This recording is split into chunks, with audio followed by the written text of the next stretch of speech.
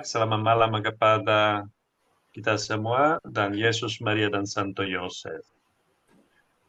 Saya mau tanya pertama-tama kalau semua bisa mendengarkan saya dengan baik. Mungkin ada salah sama apa saya tidak tahu. Bisa. Jelas, jelas. Bisa. Baik, Oke. jelas. Terima kasih banyak. Seperti sudah diperkenalkan, nama saya lengkap Pater Rosario Taliano. SDV berarti Serikat Panggilan Ilahi. Ya kan? Dan saya saya berasal dari Italia, di mana saya sekarang ada, kota Napoli, yang terkenal karena bola kaki. Dan dulu ditugaskan di Indonesia dari tahun 2006 sampai tahun 2022. Nah, jadi beberapa tahun sudah pulang ke Italia, mungkin tidak terlalu lancar juga. Ada agak lupa lagi bahasa Indonesia. Minta kesabaran Bapak dan Ibu supaya kalau saya lupa kata tidak apa-apa toh. Dan jadi 16 tahun kemarin di Indonesia di Pulau Flores. Dulu 4 tahun di Ruteng, setelah itu selanjutnya di kota Maumere sampai tahun 2022. Dan di rumah formasi, di mana sekarang ada banyak pater yang sekarang bertugas di Indonesia dan di luar Indonesia, di seluruh dunia. Ya syukur pada Tuhan, minta doa mama dan papa. Sekarang saya ada di rumah induk, di mana ada kuburan pendiri, Pater Justin. Jadi dipanggilnya vokasionari. Vokasionari kata yang diciptakan dari Pater Justin sendiri, di mana kita ada formasi pada panggilan, no? Panggilan, vocazioni, bahasa Italia, jadi muncul kata itu, vokazionario. Jadi rumah formasi dari pater vocationis. Dan sama seperti ada kita punya di Momere dan di Rute. Dan sekarang jadi tugas di sana dari tahun 2022 yang saya pulang dari Indonesia. Dan saya sangat tertarik dan berterima kasih kepada tema yang diberikan hari ini kepada saya, purgatorium. Purgatorium karena, atau api penyucian. Biasanya di Indonesia saya itu umat mengatakan yang memanggilnya api penyucian. Gereja di dalam api penyucian. Itu sangat terikat sama pendiri kita. Pendiri kami itu Pater Justin, Santo Pater Justin. Yang memang dia punya spiritualitas yang berputar kepada tiga poin. Itu Tritunggal Maha Kudus, Bapa, Putra, dan Roh Kudus adalah tujuan dari kehidupan kita. Kita harus hidup di divine union, berarti menyatukan diri sama Allah Tritunggal. Tapi di atas contoh Yesus, Maria, dan Santo Yosef jadi keluarga kudus. Dan tetap sama gereja di dalam gereja. Apa itu gereja? Gereja juga tiga. Jadi adalah gereja berziarah, kita semua. Setelah itu ada gereja di surga yang mulia, itu persekutuan para kudus sama orang kudus. Jadi mereka yang sudah di surga. Dan setelah itu ada bagian ketiga dari gereja yang satu itu, berarti dalam api penyucian, purgatorium. Jadi Pater Justin punya devosi yang besar untuk jiwa-jiwa di purgatorium, di api penyucian. Gereja juga mengadakan pesta dan peringatan arwah di bulan ini. Ini bulan dari arwah. Seperti bulan Agustus adalah bulan dari Bunda Maria diangkat ke surga. Seperti September ada bulan dari Bunda Maria yang berduka cita, bulan Oktober Rosario, bulan November kita mendoakan secara khusus dan orang yang beriman. Tapi ada tanggal 1 semua orang kudus. Dan tanggal 2 memang ada peringatan arva-arva. Kenapa? Gereja mau garis bawakan bahwa kita adalah satu, gereja satu. Nah, realitas itu mungkin kita belum sadar terjadi pada saat misa. Tidak ada perayaan, kegiatan yang lebih besar daripada misa itu adalah korban Kristus, ya, pengorbanan Kristus sendiri yang menyucikan kita, yang menyelamatkan kita, yang menebuskan kita. Jadi kalau kita mendengar dengan baik setelah konsekrasi, kata-kata dari doa Eukaristi itu selalu didoakan gereja yang militan, gereja di dunia ini yang berziarah, tapi ada juga gereja yang mulia dengan semua malaikat, semua orang kudus yang kita memanggil untuk hadir. Setelah itu, untuk juga gereja dalam api penyucian, ada saat kita ingat secara khusus beberapa apa. Semuanya itu kadang-kadang karena umat beriman tidak tahu secara teologi itu purgatorium muncul dari mana, bagaimana cara gereja, kalau itu dogma atau tidak, gereja mengatakan apa di dalam dokumen-dokumen. Tapi tetap pergi sebelum misa dan ada intensi untuk ke misa. Jadi mereka rasa seperti rasa iman itu selalu ada dalam umat beriman yang jiwa-jiwa yang dulu seperti mama dan bapak atau nenek, paman yang sudah mendahului, no? Di dalam kerajaan surga bisa dan harus didoakan, ya kan? Nanti kita seperti poin terakhir akan bicarakan tentang itu. Ya, kewajiban dari orang kudus, dari orang yang kita, orang yang beriman, untuk mendoakan arwah-arwah orang yang sudah di dalam, yang sudah meninggal. Jadi, purgatorium, ini kita harus jelas tentang purgatorium, karena banyak, no, banyak ide, ada juga pikiran modern, ada pikiran terlalu modern di mana tidak pikir lagi tentang api penyucian. Dan kita harus mengerti itu api penyucian apa, kenapa ada, kenapa gereja, kenapa semua orang kudus, tradisi, dia muncul dari mana. Allora, pertama-tama kita harus mengatakan bahwa itu purgatorium tidak terpisah dari surga, dari konsep surga. Kadang-kadang itu dipanggil jiwa-jiwa dan arwah-arwah yang suci. Kenapa? Orang di dalam api, jiwa-jiwa dalam api penyucian di dalam situasi itu dipanggil jiwa-jiwa suci karena nasib mereka adalah pergi ke surga. Itu sudah tentu. Jadi setelah beberapa waktu kita tidak tahu berapa lama itu ditentukan oleh Allah sendiri. Mereka akan bagikan di dalam hidup sendiri dalam Allah Tritunggal, dalam kebahagiaan abadi yang tanpa batas, yang kehidupan yang kekal yang dijanji, yang dibawa oleh Tuhan Yesus. Allora, kita mengatakan ini bahwa adalah 4 hal terakhir, no, kepada semua orang manusia. Itu kita harus berpegang dengan kuat. Nah, 4 hal yang terakhir. Jadi adalah kematian, pengadilan. Santo Paulus bilang setelah kita meninggal, langsung pengadilan. Muncul di depan pengadilan Kristus. Setiap aspek, setiap menit, setiap kata, setiap perbuatan kita akan diadili oleh Sang Raja, Tuhan Yesus.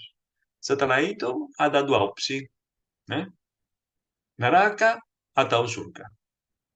Itu adalah iman kita, adalah 4. Jadi purgatorium bukan seperti tempat yang opsi yang kelima, tidak. Karena purgatorium sementara.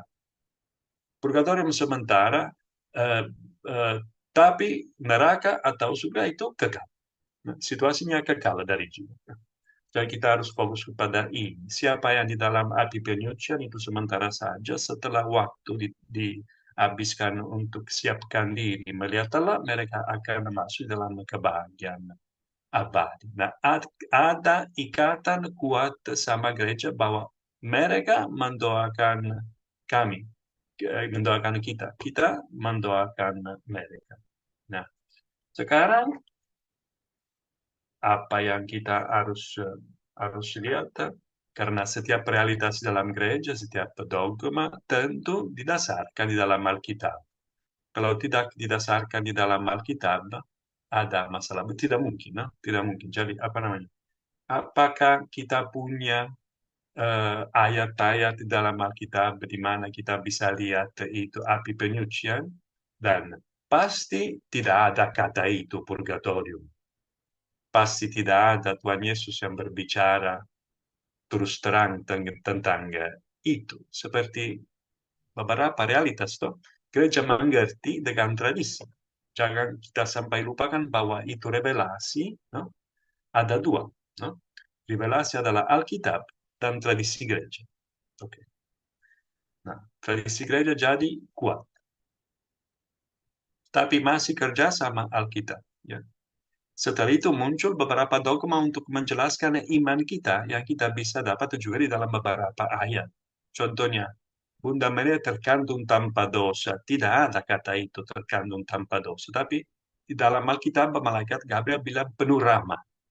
Jadi setelah beberapa abad, gereja mengerti bahwa itu Maria bisa dipanggil, no? Dan memang dogmanya harus digelari seperti Bunda Maria terkandung tanpa dosa. Sama seperti angkat di surga. Apa itu Bunda Maria angkat di surga? 1950, dogma yang terakhir dari gereja. Tidak ada lagi dogma sampai sekarang, no? Setelah itu. Nah, jadi purgatorium, apakah di Alkitab ada seperti itu?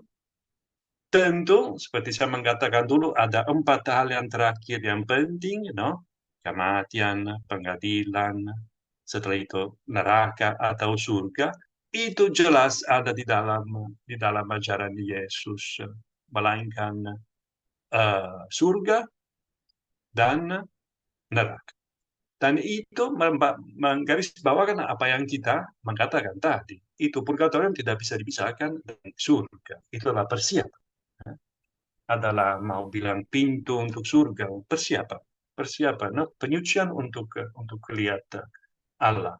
Tapi di dalam Alkitab ada seperti bukan dipanggil seperti terus terang itu purgatorium, jadi melainkan ada jejak. Nah, seperti jejak di mana kita bisa mengerti bahwa realitas itu ada. Realitas itu disiapkan oleh Tuhan. Tes apa namanya? Teks yang selalu klasik, yang selalu diambil untuk menjelaskan itu purgatorium adalah di Makabe. Buku kedua dari Makabe, bab 12, ayat dari 38, 46. Jadi ada Yudas Makabe yang melawan orang Persia, jadi ada raja jahat yang memaksa orang Israel banyak murtad dari iman. Jadi mereka melawan semuanya ini ya, dengan benar-benar berperang. Setelah itu pada saat mereka berperang, ada beberapa orang Israel prajurit yang meninggal. Jadi pada saat mereka mengambil ini beberapa prajurit dan menguburkan mereka, mereka dapat di dalam baju mereka beralah, talisman-talisman yang tidak diperbolehkan oleh hukum Allah.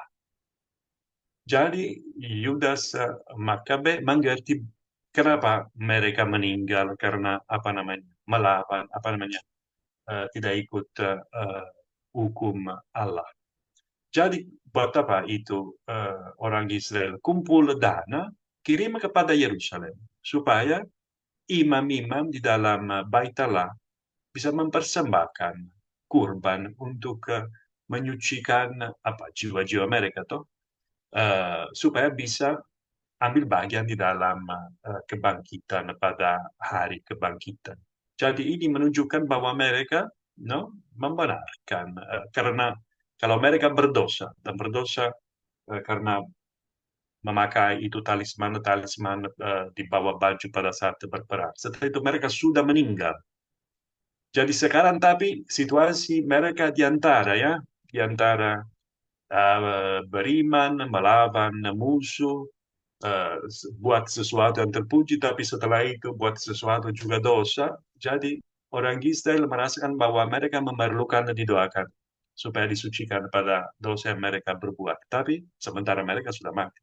Jadi itu dijelaskan dengan situasi dari jiwa yang menunggu sesuatu yang bisa didoakan, bisa diselamatkan. Dan tes yang kedua adalah Santo Paulus. Santo Paulus jadi perjanjian yang baru. 1 Korintus bab ketiga ayat 10 sampai 17. Mengatakan apa Santo Paulus yang di dalam ajarannya, dalam suratnya seperti yang menggambarkan situasi dari beberapa umat dan keselamatan, tapi ada beberapa orang untuk dia yang akan diselamatkan memang, tapi melalui api. Pada ayat 15, kalau tidak salah, no?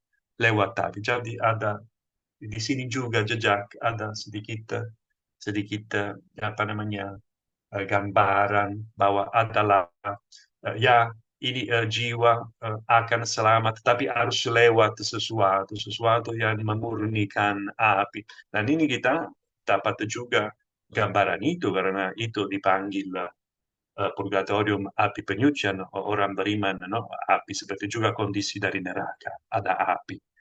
Nah, ini semuanya adalah apa namanya ya gambaran. Kita tidak bisa pikir bahwa itu benar-benar api seperti kita mengalami di dunia ini, sesuatu material pada saat pada jiwa no, ada situasi. Ya, itu adalah situasi. Itu juga kalau tidak bisa dibuat itu tempat. Ya, tidak bisa bilang tempat, tidak bisa bilang penderitaannya nyata seperti hal seperti yang kita mengalami di dunia ini yang nyata no api dan melainkan adalah sesuatu situasi rohani ya. Kita bisa juga mendalami sedikit penderitaan no pada jiwa yang ada dalam penyucian mereka menderita bagaimana jadi orang beriman masih no seperti Santo Paulus yang mengatakan ada api, tapi bukan api yang kita di dunia, melainkan api rohani, sesuatu yang menyebabkan penderitaan. Penderitaan yang paling itu yang berat, yang mereka harus menghadapi itu adalah kerinduan akan Allah.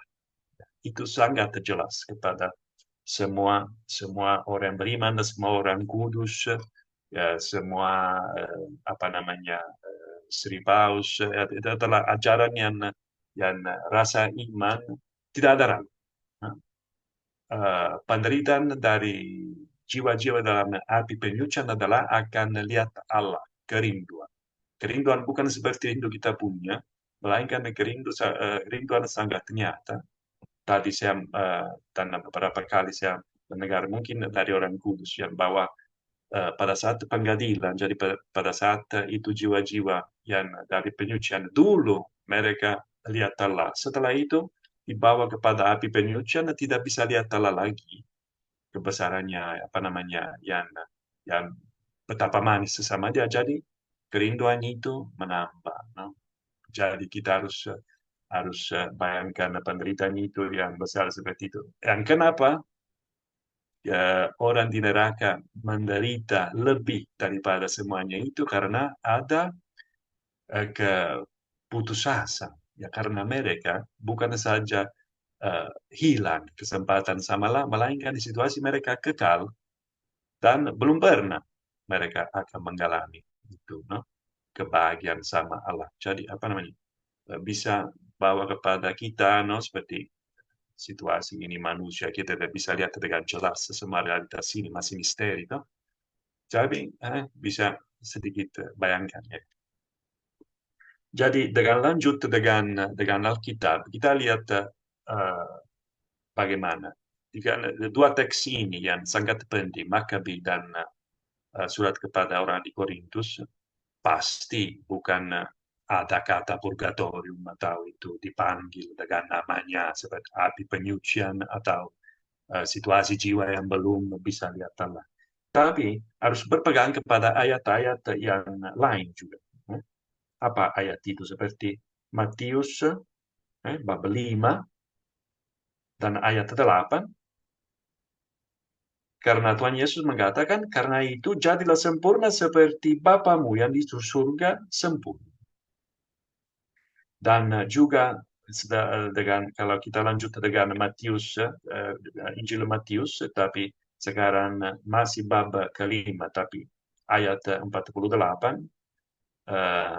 Tuhan Yesus mengatakan, tidak ada hal yang najis yang akan masuk di surga. Ini juga pada buku Wahyu sendiri. Jadi buku terakhir dari yang memang ada banyak kegambaran tentang kerajaan surga, Yerusalem surga. No? Ini buku Wahyu bab 21 ayat 28. Tidak mungkin sesuatu yang najis masuk di dalam kerajaan surga. Ada juga perumpamaan dari Yesus dari apa namanya perjamuan di mana tuan rumah lihat orang yang tidak berpakaian pesta, no, untuk ke pesta nikah yang diambil dibuang di luar karena tidak pantas masuk. Itu adalah, no, situasi jiwa itu pakaian, no, seperti pada saat pembaptisan kita diberikan pakaian putih. Jadi ini mulai kita mengerti kenapa, no, purgatorio. Kita manusia terus terang, no? Pada saat kita menghadapi itu pengadilan, pasti ada perbuatan baik, ada banyak doa, puasa, ada banyak teman orang yang kita bantu, ada cinta kasih kepada Tuhan. Syukur kalau memang begitu. Dan makin baik kita tahu. Banyak kali kita ikut misa, pengakuan dosa, sakramen-sakramen yang lain yang menyucikan kita. Tapi kita tahu situasi kita. Situasi kita manusia jelas. Kita masih punya itu apa namanya cenderung kepada berbuat jahat, berbuat dosa banyak pada saat kita seperti manusia banyak dosa yang dibuat setelah pembaptisan. Dengan pembaptisan kita sudah masuk di dalam menjadi anak Allah, sudah anggota surga. Tapi pada saat kita bukan anak, kalau itu anak yang meninggal setelah pembaptisan langsung ke surga. Tapi dengan menjadi dewasa, kita ada banyak, no? Apa namanya, dosa-dosa kapital dosa-dosa yang pokok yang muncul, yang nafsu, iri, kesombongan. Ini adalah yang menyebabkan, no, dosa-dosa, no, lewat kata, lewat pikiran, lewat perbuatan. Dan pada saat kita diberikan pengampunan dengan sakramen yang pengakuan itu juga penting, ya. Kadang-kadang kita adalah kelalaian di dalam orang beriman sekarang di dalam sakramen pengakuan, tapi itu salah besar. Kita seharusnya mengakui dosa paling lama setiap bulan. Kalau kita punya dosa ringan, dengan dosa berat itu yang mematikan itu langsung itu harus cari imam, harus cari pater untuk mengakui dosa. Pada kita diberikan pengakuan dosa, pengampunan dosa kita diampuni, tapi ada utang sama keadilan Allah. Jangan sampai ini ajaran gereja. Jangan kita apa namanya lupakan bahwa Allah adalah kerahiman ilahi tanpa batas, tapi keadilan juga tanpa batas. Ya. Jadi kita harus memang sekarang juga kemarin saya diminta omong tentang apa namanya indulgensi. Indulgensi itu penting. Kalau kita lihat semuanya itu terikat sama purgatorium. Karena kenapa Pater omong tentang hidup pengakuan dosa? Nah, dosa kita diampuni, tapi itu utang sama pengadilan Allah yang kita habiskan dan bayar dalam purgatorium. Jadi mengerti itu sangat penting. Kalau kita tidak mengerti itu, no, semua apa namanya nanti kita tidak bisa apa namanya mengerti jelas kenapa itu purgatorium. Itu adalah masih tanda dari kerahiman Allah. Purgatorium harus dimengerti di dalam cahaya kerahiman Allah yang tanpa batas. Kesempatan kedua, kesempatan apa namanya untuk membersihkan diri, untuk masuk dalam surga di mana memang seperti kita mengatakan dengan Tuhan Yesus sekarang di Injil Matius dan buku Wahyu, tidak bisa sesuatu najis yang masuk di depan Allah. Nah, kita lihat pada juga 1 November, no, semua orang kudus ada kebahagiaan. Apa namanya? Berbahagialah orang yang murni hatinya karena mereka akan lihat Allah. Nah, itu sangat jelas. Kita harus bersihkan diri, harus dalam situasi sempurna untuk berdiri di depan Allah. Dan itu lewat api seperti Santo Paulus yang mengatakan. Nah, sekarang Contohnya, ada kadang-kadang gereja diadakan yang kita bisa ngomong sekarang akhirnya tentang apa namanya indulgensi. Indulgensi itu adalah kesempatan untuk membersihkan diri secara total. Nah, secara total dari dosa. Jadi kita tetap harus mengakui dosa. Tidak mungkin kita tidak mengaku dosa. Jadi kita mengaku dosa dulu. Setelah itu, contohnya tahun depan jubileum, no? Jubileum kita lewat pintu dari gereja-gereja tertentu, ya, seperti katedral, no?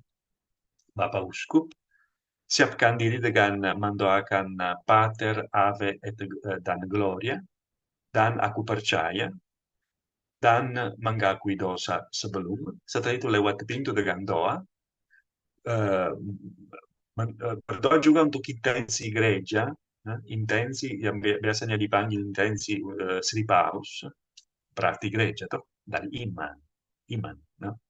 Kemenangan iman, no?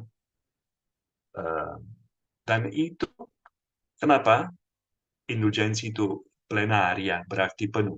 Itu menghapuskan bukan saja dosa, tapi juga utang yang ada yang kita seharusnya menghabiskan di dalam api penyucian, di dalam purgatorium. Kemarin juga, November kedua, ada itu yang kita bisa minta untuk orang yang, contohnya mama yang sudah meninggal, bapak yang sudah meninggal, kepada orang yang sudah mendahului kita. Sama seperti kita bisa berdoa rosario, rosario juga untuk arba orang, dan di atas semuanya misa, ya, misa kudus. Karena itu pengorbanan Kristus. Siapa yang menyucikan jiwa kita, siapa yang menebus dosa kita, itu adalah pengorbanan Kristus di atas salib. Jadi kita mempersembahkan misa untuk orang beriman karena setiap misa adalah perbaruan, ya, dari salib Tuhan. Pada saat kita ikut misa, kita tidak bisa juga, tidak mungkin kita tidak tahu seperti orang Katolik. Pada saat itu angkat osti kudus dan piala, kita harus lihat Tuhan yang disalibkan. Itu realitasnya. Itu saat juga kita bawa semua intensi-intensi kita yang pengorbanan kita. Ini adalah apa namanya? Sesuatu yang kita saya mau bicarakan, no? Karena purgatorium. Seperti itu spiritualitas Pater Justin. Purgatorium bukan berarti kita semua orang lewat purgatorium atau semua orang lama di purgatorium. Orang pintar kerjakan itu purgatorium di dunia ini dengan mempersembahkan semua salib. Oh ya, kita bisa. Kita bisa. Dan memang pada saat kita inginkan, benar-benar ada keinginan itu besar untuk lihatlah dan tidak lewat purgatorium, kita menunjukkan bahwa ada kerinduan itu seperti jiwa-jiwa di purgatorium. Jadi kita harus merindukan sebelum Allah. Nah, kita harus cita-citakan sama Allah sekarang. Jadi, kalau kita menyatukan diri sama Allah, kalau kita berdoa semua doa yang punya indulgensi, seperti rosario, rosario harus full, Rosario tidak bisa lima peristiwa saja, dan banyak kelompok yang saya lihat kumpul, no?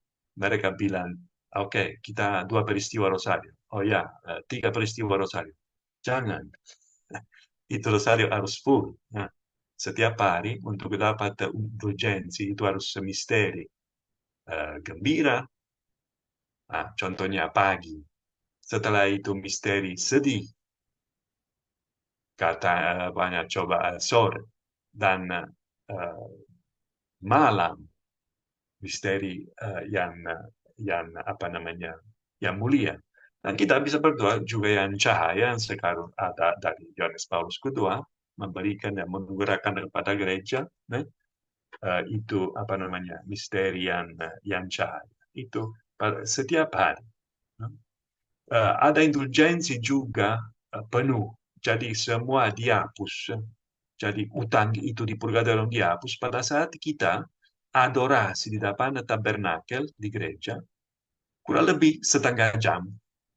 Nah, pada saat itu Carlo Acutis menjadi beato, semua gereja juga di Indonesia mereka ngomong tentang Carlo Acutis. Carlo Acutis luar biasa. Lewat komputer dia karya kerasulannya untuk orang muda, ya semua benar. Tapi kadang-kadang tidak menggarisbawakan ajarannya. Dia mengatakan pada saat kita berdiri, berdiam, di adorasi di depan tabernakel setengah jam, yang dia buat setiap hari, ya kita menjadi kudus. Ya seperti pada saat kita jemur, no, di matahari kita menjadi gelap, no, dia bilang. Jadi pada saat kita jemur di tabernakel, kita menjadi kudus, ya toh? Pintar. Jadi apa namanya? Kalau kita lihat semua alat ini kita punya. Nah, semua ini kita dianugerahkan oleh gereja. Nah, untuk melengkapi karena ada indulgensi dan bagaimana mereka kerja, ya, itu Sri Paus ada kuasa itu. Jadi dalam sejarah gereja lewat semua abad-abad itu, Sri Paus mengeluarkan dokumen tentang Rosario dan dokumen itu eh, untuk supaya itu orang-orang ya, beriman yang baca dan memang yakin, hukum meyakinkan bahwa mereka harus berdosa, harus beriman, harus no, memakai semua hal-hal ini untuk keselamatan jiwa mereka, uh, menganugerahkan indulgensi karena dia bisa. Dari Tuhan Yesus sendiri, Tuhan Yesus memberikan kunci kepada Santo Petrus yang mengatakan apa yang engkau ikat di dunia ini akan ikat di surga. Apa yang engkau no, apa namanya, antai, lepas di dunia ini akan terlepas di surga. Jadi dari kuasa kunci Santo Petrus yang dipegang oleh penerusnya, atau Sri Paus sekarang, uh, muncul indulgensi. Satu hal juga yang saya sangat mencintai dan saya mencintai, saya memakai dan apa namanya, saya bisa mempersembahkan kepada ibu dan bapak adalah skapulir yang suci. Skapulir. Skapulir Karmel itu bukan dari serikat kami, melainkan Karmel. Itu muncul di abad 13 seperti Rosario. Dengan ada Santo Domenico. Ini diberikan oleh Pater General waktu itu dari Karmel. Simone Stock. Bunda Maria muncul kepada Simone Stock yang bilang, siapa yang memakai skapulir? Siapa yang memakai skapulir akan diluputkan oleh api neraka. Dan setelah itu, salah satu Sri Paus yang saya lupa namanya, memberikan indulgensi kepada skapulir yang suci ini, bahwa kalau pada saat kita meninggal, tapi notabene harus meninggal dengan ini di leher, tidak bisa lepas. Kalau kita mandi, kita tidak bisa lepas. Pakai terus. Dan pada saat kita meninggal, hari Sabtu, kemudian Bunda Maria datang di Purgatorio dan melepas kita. Nah, jadi ini adalah indulgensi, no? Luar biasa. Tapi jangan sampai lupa bahwa indulgensi harus diantar oleh jalan kehidupan, jalan hidup yang beriman yang pantas, ya kan? Itu bukan itu iman, ya. Namanya sakramental, bukan sakramen. Sakramental. Sakramental berarti seperti air suci, air berkat, no? Aroma berkat. Mereka kerja, no?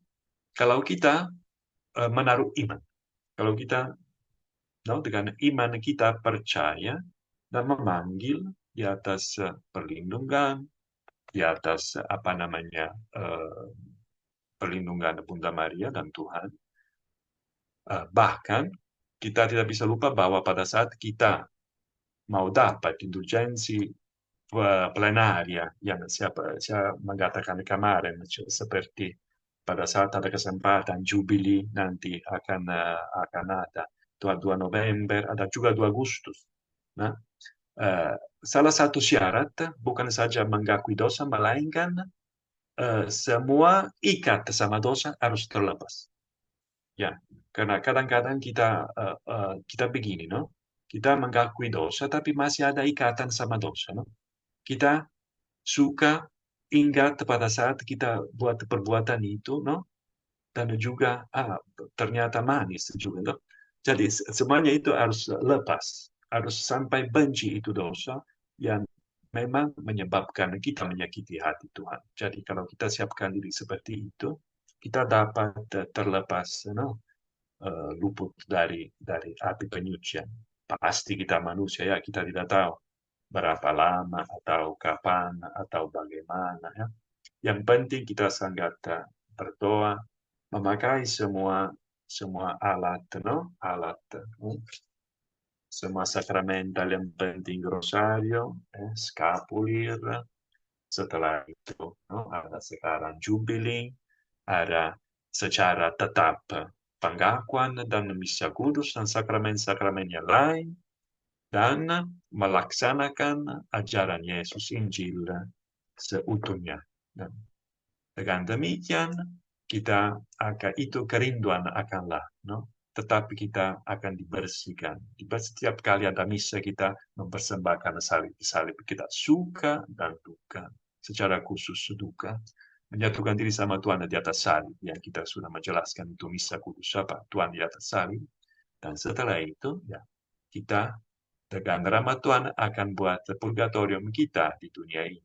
Dan seperti diajarkan oleh Santo Alfonsus, kalau tidak salah, itu penderitaan di dunia ini lebih berharga daripada di purgatorio. Karena justru Allah mau di dunia ini kita bawa salib, setelah itu setiap penderitaan guna untuk membersihkan kita, untuk no, uh, dikit sedikit bayar itu utang kita ada sama sama dosa-dosa kita. Nah, mungkin ini dari saya, mungkin ada pertanyaan.